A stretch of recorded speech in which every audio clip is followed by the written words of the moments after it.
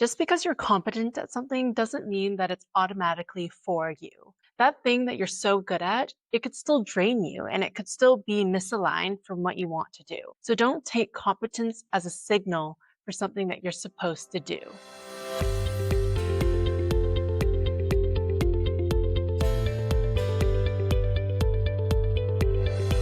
Hi, guys. Welcome back to Clearly Becoming, a podcast all about inspiring and empowering ambitious individuals in navigating the chaotic journey of one's career journey and just life in general. And this is your reminder that you can be ambitious and confused at the same time. So, today I really want to talk about personal branding, but also the extension of it and going more into the strategic lens of personal branding. And so I'm going to link down my episode below about the personal branding and identifying your core values and how that's so important to finding your alignment and also redefining what definitions of your values are for you based on your experiences. But I really want to do a little bit of an extension of it and see how you can actually utilize those in making career decisions, life decisions, or whatever it might be, just so then you can get a little bit more of a tactical element of that episode. And I think this is really common in just people picking out their majors that don't always resonate from them, and also just the social pressure from their parents, college counselors, whatever it might be. I know definitely I've experienced that of just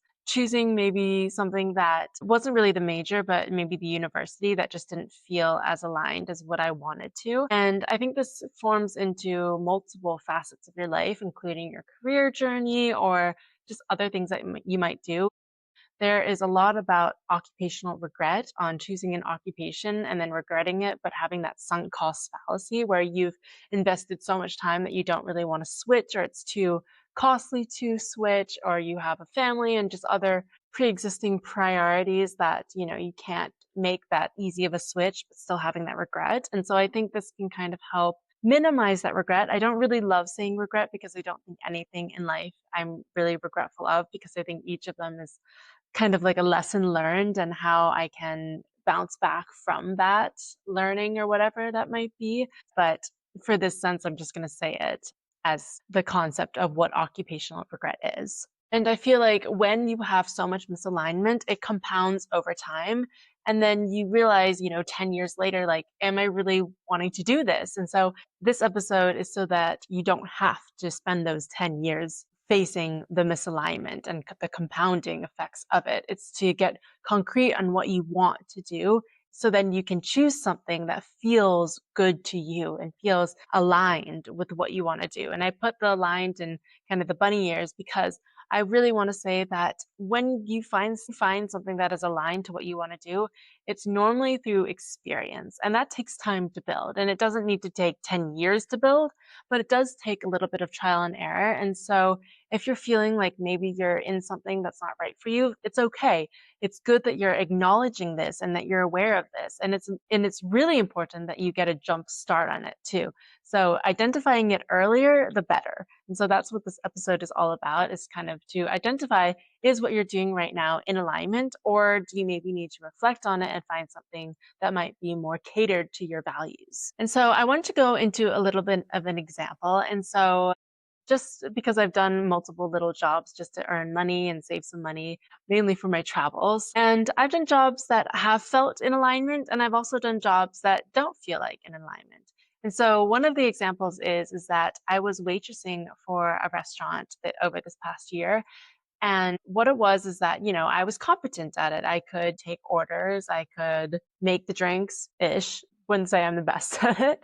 I could greet people, I could wash the tables, I could clear dishes. I had the skills to do the job, and I, did it to the best of my ability. But towards the end of the night, and honestly throughout the shift, I was so drained by it. And so this is an example of where competence doesn't equate to what is in alignment for you. And that's what this episode is all about. It's about identifying that gap. And just because you have the skills for it doesn't mean that you necessarily want to be doing that, or it is connected to your values. And it doesn't mean that every single job or everything you do has to connect back to your values. I'm just saying for the bigger picture, and for, if you're really passionate about your career, or you want to do something that means well and you feel good at and doesn't completely leave you drained and dreading going into the office the next day or going into class or, whatever it might be. Just having a little bit of something that gets you energized, because those are the moments I feel like that makes life worth living. I mean, do you always want to feel drained by what you're doing is my question. I know for me, I'd rather feel energized and want to feel like I'm making the difference, because in a matter of fact, when you're in a job and when you're doing something, you're spending so much time doing that. I mean, you spend maybe 40 hours a week minimum at a job. And so, and this is like a 9 to 5 job, like one of the corporate jobs, but we can go into different kinds of jobs and occupations later. But for most of us, we spend most of our lives doing a job. And why not do something that energizes us and do something that we like instead of doing something that we dread and depletes us? Because that's not a great life to be living if you're just constantly complaining and just depleted by what you're doing. I'd much rather have a job or a passion or a hobby or something that energizes me and gives me that boost and really inspires and motivates me to continue what I'm doing. I mean, I've talked about this so many times, but I am so passion led. I think it is definitely makes life a little bit easier if you are. But again, that's just me. Moving forward is that we've kind of established the branding values and the personal branding side of it. But now I want to go into the brand positioning. And what I mean by this is that how do other people perceive you and how do you perceive yourself, and that gap between it? And there's these people called Rise and Trout, and they talk about brand positioning. And it's basically not being everything to everyone, but to some certain person, to like a niche. And you need to clarify what that is for you. What they talk about, and it's funny, is that it's not a battle of products while you're positioning, it's actually a battle of the minds, because we are bombarded by so many things at once. I mean, we have ads everywhere. I mean, I can't tell you the last time I haven't seen an ad while watching a movie. It's insane. I mean, I go to the cinema and it's like 20 minutes of ads, and I don't want to do that. I just want to see the movie.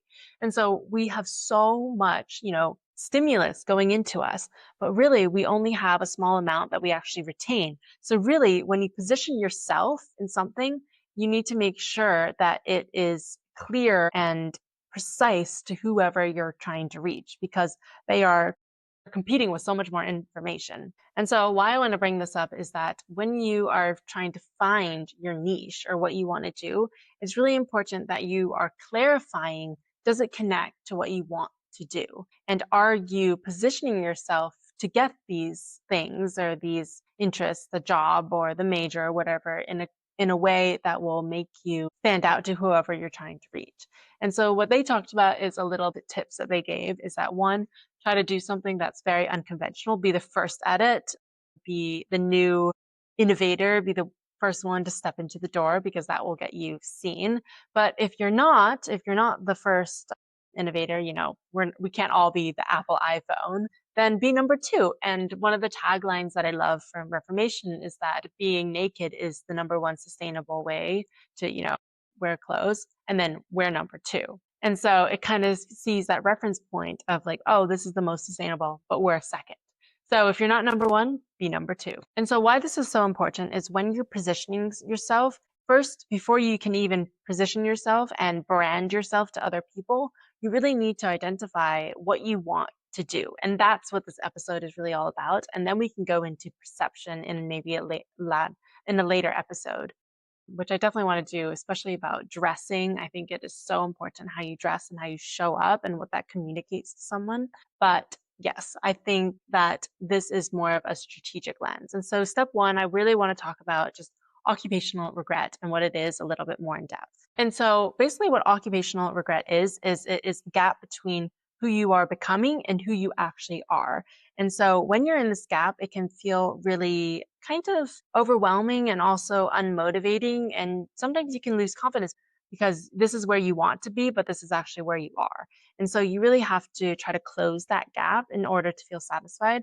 Not saying that who you are becoming isn't necessary. I mean, I think we are forever evolving and things like that, but having that actionable step and that strategy, I think can help kind of inspire you and motivate you to continue. And so basically what it is it's the Sunday scaries. It's like, I don't really want to wake up. I don't really want to do whatever I'm going to have to do on Monday. And it's that dread. It's that feeling that, oh my gosh, like I have to do this again and again. It just feels repetitive and not fulfilling. That's really what I think occupational regret is it's that an act of something that you're doing that isn't fulfilling and satisfying to you. And I do want to preface that we tend to raise our reference point of what satisfies us just because of how dopamine works. And I think I've talked about this before about, every single time we do something that we like, we get a dopamine hit. And so it raises that baseline of what actually feels satisfactory to us. So there is something to say about, not everything is going to feel satisfactory all the time. However,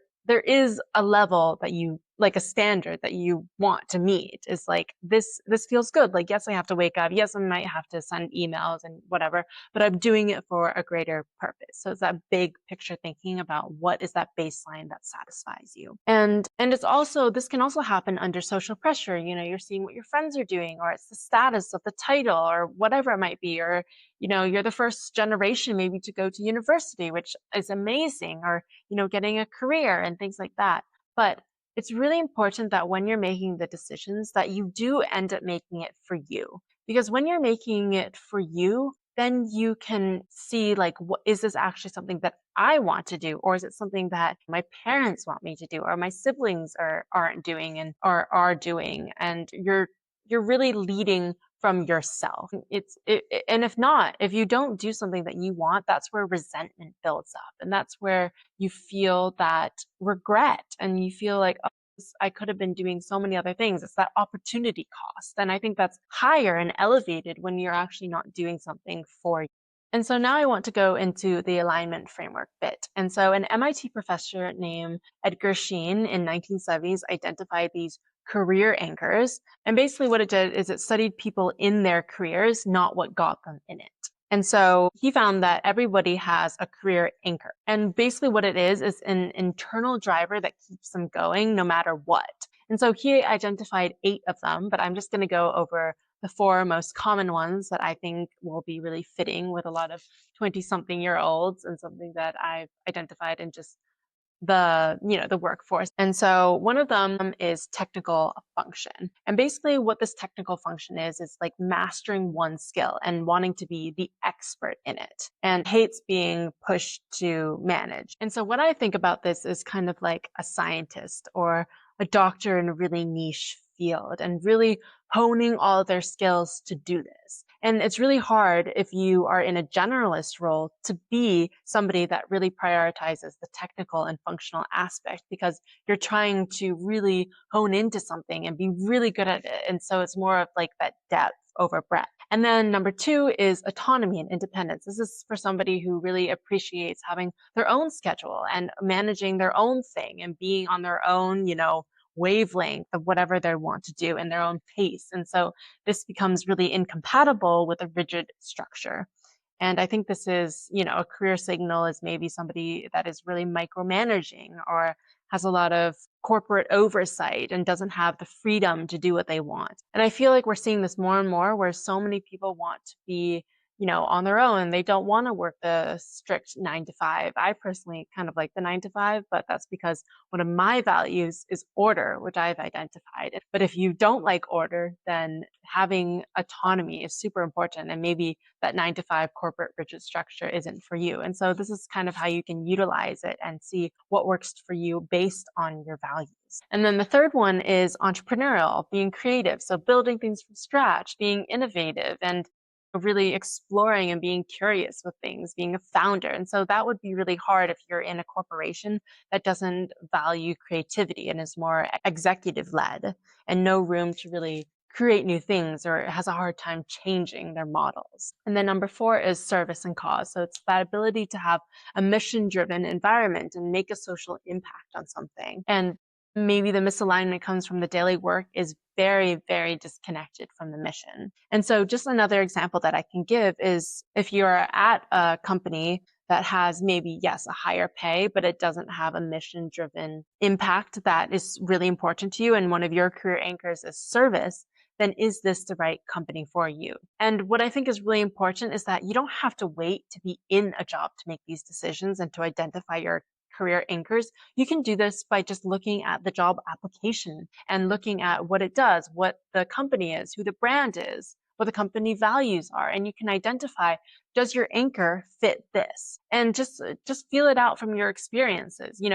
What do you like to do on a daily basis? And really come back to those personal values that you've created and see how they fit into one of maybe these anchors. And again, it doesn't have to be, this pinpoint definition. You can explore this definition beyond what the text says.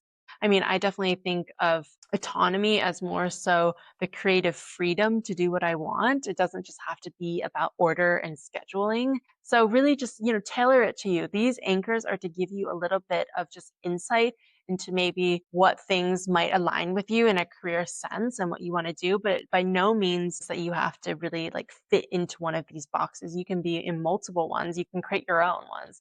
The point is to make sure that you're utilizing them to see, is this something that fits for me? And one other thing is that I can't pronounce his name, but I'm going to put it in the show notes below.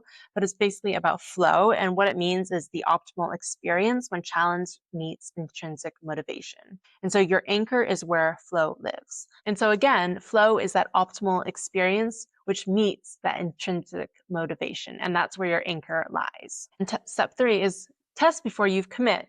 Shadow people. That's what's so great about doing coffee chats, or just maybe even if you're lucky enough to go into the office and just see what that person does in that career and see if it's right for you. That's so then you can get a little bit of an idea before it. And that's why internships are so great, because you spend like maybe 8 to 10 weeks doing something and seeing if it's right for you. Amazing if it's not. Now you've learned something. Now you've learned that maybe that isn't for you. And it may not just be the job occupation. It may be the company itself, how it's structured. Is it more hierarchical? Is it more flat-lined? What works for you? Do you like a creative open space, or do you rather have your own desk where you're at home? One of the things that I can think of is that when I was working at a coffee shop, I was alone and I was in a little trailer. And yes, I could do it again. I was competent at it. I had the skills necessary to, make the coffee, do all the orders, whatever it might be. But I hated working alone. I didn't like just working all by myself. I needed that fuel from that social connection. I liked talking to people. I liked kind of greeting people. And I missed that element when I was just alone in that kind of, trying to think of what it's called. I can't get the name because I'm having a little bit of a brain blip. But, that's something that I valued and that I recognized from working in my barista job. So it doesn't just have to be an internship. It can just be any job that you're doing. Just notice and see what aligns to you and what doesn't. And it's great, especially when you're in your early days and you're experimenting, find things that work for you and use that knowledge in your later years when you are finding a career that you want or picking a major or whatever it might be. And I think this can really be helpful because you're not so stuck in what you're doing. You have the fluidity. And even if you are in an area, money and time aren't reasons to stay in something. Even if you're 65 years old and you feel like you don't want to do something, change it, pivot, do something else. That shows courage that you're ready to move on. I think it's really aspirational and really motivating to see other people that do that. And I just saw online actually of this woman who's 65 years old and she just moved to New York City. She just moved. I mean, you hear all the time about 20 somethings like me moving to New York City, which I am doing, but it's just so inspiring to see that other people, even when you're older, that you can do the switch. You can change your life. You are responsible for what your life looks like because you were the one making those decisions. You were the one pivoting and seeing what works for you. And if you don't like it, change it. Just have the courage to change. And I think this is so real and just so wonderful is that you can do it at any age, at any stage in life, because as humans, we are forever evolving. Every single time something new happens, every single time something has a stimulus or something like that, you have the option whether to take it in. Yes, there is some like unconscious things, but you are the architect of your life and you really need to use it, utilize it, and really leverage it and see how you can actually make changes happen. I think another way that you can test before you commit is just talk to people. Talk to people 5 to 10 years into their career and ask them what would they do differently? What do they love about their job? And really get some insight from that. And then most importantly is do an energy audit. Do something, try something, do a hobby, maybe like pick up writing or something and see, does this drain or energize me? And that's how you can kind of identify, is this right for you? And again, I just want to bring up the sunk cost and loss aversion theory by Daniel Kahneman. And basically what it is that we tend to overweight what we spend and underweight the future gain. So basically what this means is that we overweight what we've already done. So we've seen like, I've invested 3 years in my major. I don't want to just give that up. I've studied business. I'm going to go into business. And then we underweight what we could gain from maybe pivoting. Maybe if you like to do journalism, well, you underweight, well, because I've spent so much, will this really get me what I want? Will journalism really fulfill me as much as business has because I've spent 3+ years doing that and studying that? And so just remember that that's what our tendency is. It doesn't mean that it's true. Yes, obviously there is some things about sunk cost fallacy, and if you have existing priorities like a family, it's harder to pivot, and I definitely recognize that. But just know that it is possible, and just because something is unknown in the future doesn't mean it's not worthwhile doing. It doesn't mean that it doesn't have value to it, because it does. And every single thing that you're doing, they're just data entry points. It's just feeding into your knowledge of what you're doing and what you're learning and how you can grow from there. It doesn't just mean that you're stuck in there. And again, money and time aren't reasons to stay in something that doesn't fulfill you. And obviously, yes, I know that money is a little bit of a more tricky topic just because it's how we survive, it's how we live, it's how we can provide for ourselves and for other people. It's basically like our survival instinct at this moment in time. While all that's true, and yes, there is a little bit of more complexity around it, is that if let's say you quit a job and then you don't have an income, well, you do have to live somehow. And so definitely, take the necessary precautions. I am by no means a financial advisor, nor do I want to advise you on what to do and, quit your job or whatever like that. That is totally up to you and your life and what you're doing. Not a professional about that. Definitely talk to somebody that is.